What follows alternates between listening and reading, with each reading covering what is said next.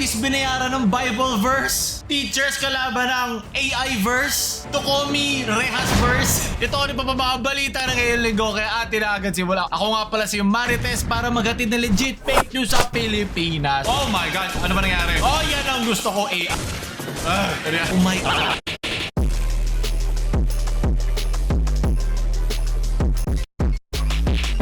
So atin na agad simulan. Unang-unang balita ngayon na ito ay galing kay Chaboy na nag-message daw sa kanya ang isang matanda. Basahin natin. Nak, ano maganda sa dalawa? Siyempre, binlear na lang na. Para saan po? Yung pangalawa po. Okay, sige. I-drawing mo yan. Antayin ko sa Miyerkules po. Magbabayad po kayo. Bakit nga naman natin kailangan? Yan sabihin nyo pag dumating ang Meralco, dumating ang tubig, dumating ang landlord, dumating ang pangrenta, kailangan ba? Siyempre, huwag kayo magmukhang pera at masiyahan na kayo sa anumang nasa inyo. Tsaka pera na lang naging panalangin pa. Hayop, huwag mo kaya isang lang, kaluluwa mo kay Satanas para lang sa kapirasong pira. Ay, hindi naman po sa ganon. Talaga natin magbayad kapag magpapagawa po tayo ng portrait. Baka sa bundok natin na hindi uso ang magpalitan ng pera. Pwede ko naman po kayo bigyan ng discount, wag lang po free. Pati naman yung pagsakripisyo ni Jesus, hindi naman libre yun, kapalit ng buhay niya. At ito ay hanap buhay. Ito naman ay hanap buhay, lahat nag i-interconnect, di ba? Ni Kuya. I-drawing mo na yan, anak. Ipa-pray over kita. Ano to mo pa? At least ipa-pray over ka. Una, kala ko nung una, lalagyan ka ng sumpa eh. O, taga Visayas ba to? Nagkabati naman na sila ni Tita Fatima. Nagkasundo na sila. Pagbigyan na lang natin. Pero, di ba, mabuting napapahiya yung mga ganitong tao kasi hindi matututo, di ba? Makukonsinti pa natin yung mga taong gumawa ng ganito. Napalo ng onte si Tita mo. Sabi nga sa Romano, Kabanata 6, verso 23. For the wages of sin is death, but the gift of God is eternal life in Jesus Christ our Lord. Di ba po? Tsaka, kuwinage nila ang kasalanan, di ba? Ito, kasalanan ng hindi humingi ng tamang pambayad sa iyong hinihinging serbisyo. Huwag tayo mamerwisyo pag humingi ng serbisyo. Galing nyo talaga. Parang kala mo humingi ng indulhensya eh, no, kung may kasalanan ka. Sunod na balitang balita. Suspendido daw ang isang misa sa Ateneo de Manila University High School nung gumawa ng Ostia Review ang isang estudyante at pinost sa social media. Ayan sinabi dito, Ostia Review, March 17 Mass, design 6 out of 10. I like the vibe but if it was concentered, I think it'd be a lot better. Crispness, 8 out of 10. Not saggy, not satisfying. Crunch, taste 7.5. Men, yung grade nito tsaka conduct, sigurado akong 4 over 10. Medyo lasang cornflakes.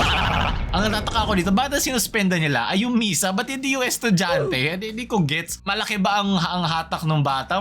Makilala ba siya? Anak ba siya nung principal o nung isang teacher doon? Hindi ko maintindihan. Sunod na kasalanang balitang balita. Merong isang Filipino ex-pastor na nag-launch na isang cryptocurrency para sa mga local churches. Ito ay para mag-raise ng money. So, nagkaroon ngayon ng mga kaliwat kanan na giringan na sinasabing ginagamit lang niya to para magamit yung faith ng ating mga mamamayan. Iba naman sinasabi okay lang yon kung ito ang pinakamadaling paraan para makapag-raise ng money. So marami mga legalities sa kailangan palagpasin mo dito. So ito ay nagngangalang Ophir na crypto coin na ginawa ni John Blaiblock of blockchain investment firm Trilock. So yun, alam niyo naman ang crypto, hindi siya lagi mabuti. Minsan nakakasira din sa ating environmental lakas ng crypto. So yung token mismo ng Ophir ay nakapangalan sa isang lugar na nasa Biblia. So dito nakuha ni Solomon ang kanyang mga pera pambayad ng artwork ni Chaboy.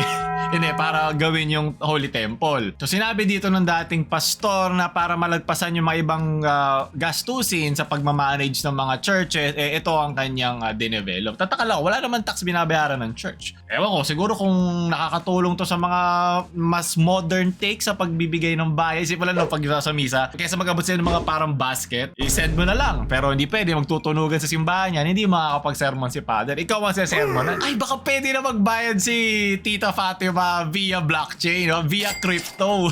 Hindi klepto, huwag nyo nakakami ng mga servisyo hinihingi nyo. Sunod na balita kayo natin, what is AI? Galing kay RB. Usap-usapin ng AI ngayon dahil diba, kaliwat kanan yung mga bagong paggawa ng mga AI images from ChatGPT. para sa Excel, para sa paggawa ng script, paggawa ng art, iba't ibang mga bagay. Sobrang dami na, hindi na lang para sa image. So nakakatuwa. Umano, ito naman ang sunod na paggamit daw ng ilang estudyante sa AI para sa academic requirements. Ating Pwede pakinggan. bang ang school requirement ipagawa na lang sa artificial intelligence? Ganun din naman, kesa AI yan o tito mong gagawa o nanay mo. Meron na daw ngayon mga apps o meron na din mga paraan para makita mo kung gawa ng AI o hindi. Ganun din naman yung ginagamit sa amin dati sa writing pag nagpa-plagiarize ka. Alam niyo yung mga gumagawa ng thesis o nagpapagawa ng thesis sa iba. Basta huwag kayo gagamit ng Bible verse pambayad na pwede malaman kung plagiarize. Hello Siri, I'd like to know what is the date today? Tapos tumagot si Siri, no? Oras mo na.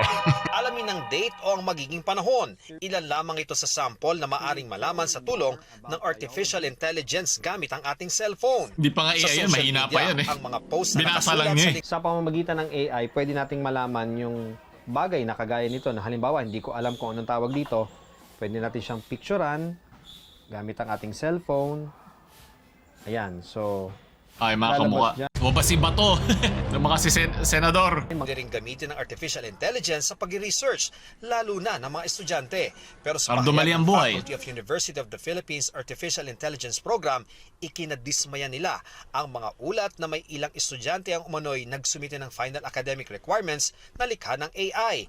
At sa pamamagitan ng AI detector system, lumalabas na ang isinumiteng proyekto ay Yan. isinulat gamit ang artificial Alam mo, intelligence. okay naman sa akin na AI. Basta naiintindihan mo. Kumbaga, bubuin niya yung framework, pero ikaw ang magbibigay ng laman. Kasi pag naiintindihan mo naman, di ba, kung marunong ka magsulat o marunong ka gumawa ng mga pangungusap, mga paragraphs, magigets, mahalata mo naman kung gawa ng AI. Iba pa rin talaga. Iba pa rin ang human touch, kumbaga. Makakatulong siya kung, di ba, syempre, may mga word count na hinihingi ang mga professor. Naiintindihan ko yung nagagawang tulong ng AI na yun para mas makapag-focus ka sa mas importante, diba? May mga antwork kasi dyan. May mga importanteng kailangan mo intindihin lang na konsepto. Diba? Pero kung papagawa mo lahat sa AI yan, bali ka na doon. Sisenda lang kita ng Bible verse kung ganun. As faculty members, we were just concerned that our students here at UP are basically cheating. They Cheating na ba agad yun? misrepresented the, Kung lahat like 90%. the submissions. Pero hindi ko kailangan mo ng coming AI from, help ko. these AI 20%, 30%. Plot twist, no? Yung binabasa pala niya gawa ng ChatGPT. Eh, no? Ito sinabi na pwede ma-expel ang mga estudyante ito sa paggamit ng ganong klaseng AI, ganong kalaking scope na kailangan nilang gawin.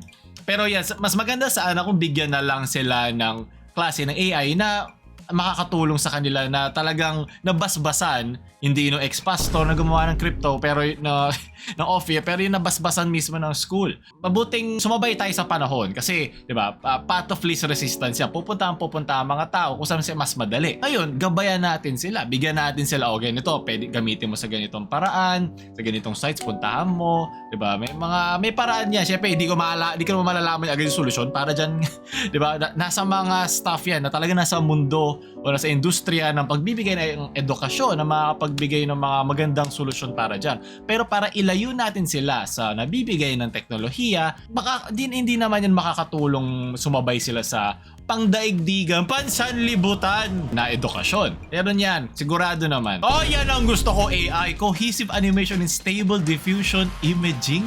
Ay, hindi to totoo. Oh, tsaka parang VTubers lang ah. Oh my God. Ilang render to? Workflow included.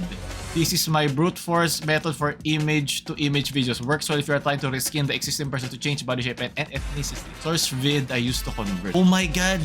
Naging naging Asian. Ito yung original, si Caitlyn. Ayun, may rin na kayong magka-jowa. O, tsahingan nyo na. Naging K-pop. Ito, baka ito na yung mga bagong K-pop group natin after 5 years, di ba? Di na kailangan ng mga issue. Di ba? Minsan nasa imahinasyon lang natin ang ating mga pinakamamahal sa buhay. Gawa tayo ng thumbnail based dito. Okay, handing over money Bible. Yan, ito na yung thumbnail natin. Oh, yung mga lumabas. So, ito gusto ko to. I-edit natin. Download. Ibayad pala. So, gagamitin ko lang yung likeness nito. Tapos gagawin ko parang thumbnail natin. So, now the AI de las alas. Pala mo ka mo, ganitong oras na nanguhuli ka pa. Bakit ang lakas ang loob mo? Tali mo, bakit ang lakas ang loob mo? Bakit? Wait lang po, kailangan ko po sa ChatGPT to. Yung sagot ko sa'yo. Bigyan kita 2 araw, tanggal ka sa pwesto nito. Oh my God! Ano ba nangyari? Binibidyo kita ngayon, pero hindi ko ginagawa. Dahil gusto ko sana magbago kayo, ayusin niyo yung trabaho ninyo. Same thing na wag mo kaming bastusin. Anong rason para huliin mo? Eh kung itong dalawang to hindi mo kayang gawin, Bakit ko dapat respetuhin yung uniforme mo? Sigurado ko, naiintindihan mo? Okay, so ibig sabihin, yung buong sistema ninyo is so fucked up. Ito para sa pinapagalitan ng tatay Hindi niya. dito eh. Kaya wala tayong pagbabago eh. Ayan o. Ayan na. Harap-harapan may boss nagbaba. Wala kang ginawa. Hindi mo hinuli. Para pasan yung pagtayo mo rito. Taxpayer ka? Taxpayer ka? Hindi ka taxpayer. Imposible hindi ka taxpayer, binasahuran ka ng Taxpayer MMDA. ka? Taxpayer din ako. Pero kung hindi ginagawa ang trabaho mo, baliwala yung pagbabayad ko sa tax. Ayan na naman o. Lantaran o. Gusto ko si Kuya hindi yan tinitignan eh. Parang alam ko, pero ikaw yung gusto ko eh. Ikaw yung mukhang may pera. Masipag ka. Masipag ka manghuli. Naiintindihan ko, init. Usok. Pero, Pero ito yung mas gusto kong klase ng pagtatalo. Medyo one-sided, tsaka medyo lumalakas yung boses. Pero at least hindi niya minumura, hindi niya ginagamitan ng mga palasiya. Mas masarap siya pakinggan. Pero hindi rin ako sure kung talaga ba nasa tama o nasa mali si Kuya. Hindi ko alam yung buong story dahil napapanood ko lang naman ngayon. at hindi ka na panoorin yan. Okay na. Okay na dahil nakalusot ko yun. Ah, okay Ito, na. Bakit? May panlagay kasi to. Ah. Yung mga jeep. Ah, so hindi sa kanya to, sa ibang tao, hindi siya lumabas ng ano niya, sa ibang tao to kasi tinuro pa niya tong nagvi-video eh. O tropa ba niya yan? Sunod na balita kina, speaking of mga nahuli pero hindi nakatakas, ito naman sa Tukomi na kinasuhan na ng isang pulis kaugnay ng kanilang kidnap prank. No, nalala nyo dati pa. Ito na yung pangalawang parte ng lore tungkol sa nangyari, pinadalahan na sila. Masamang biro para sa isang batikang investigador ng Philippine National Police Integrity Monitoring and Enforcement Group. Buti nga hindi sila shoot to kill eh. Parang shoot to disarm siguro. Wala, hindi ka sila naputokan. Ang swerte nga nila. Kasi Yung control nito, di ba? Bakang ko yung gulong nila eh. Mapahinto ko lang sila.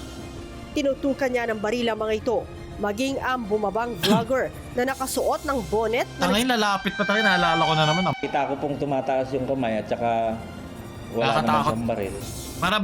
Parang desperado na sila gumawa ng content. Parang nakakatuwa naman yung iba dati. Bakit kailangan mo i-push masyado yung linya? Diba? Meron namang safe dyan eh. Meron namang mga safe na pranks. Tulad dun sa Just for Laughs o sa Wow Mali. Diba? May mga ganun sila. At pinag-usapan din namin sa aming prank, sa aming prank channel. Pinag-usapan din namin sa aming podcast channel. Pag gumawa kami ng prank channel, mag-unsubscribe na kayo. Desperado na kami. Panoorin nyo din pinag-usapan namin sa isa naming guest na espesyal. Dito sinabi na may kaukulang parusa, alarms and scandal. Simet, ngayon minalas sila kasi talagang hinainan na sila ng kaso. Ewan ko, wala pa sinasabi ang Tukomi regarding sa case na to. Kung meron man, sabihan nyo ako sa comment section. Titignan natin ang mangyari. At huling balita kaya na ito naman sa, buti naman may wholesome din tayo. Geto rin ako pag tinitin ako yung mga balita ngayon. Pagod na ako. sa ibabaw ng barangay Irisan, Baguio City nung Sunday na inaugurate nung April 4. Pucha, diba? Ito ang mga trabahador ng Pilipinas. Pagod na.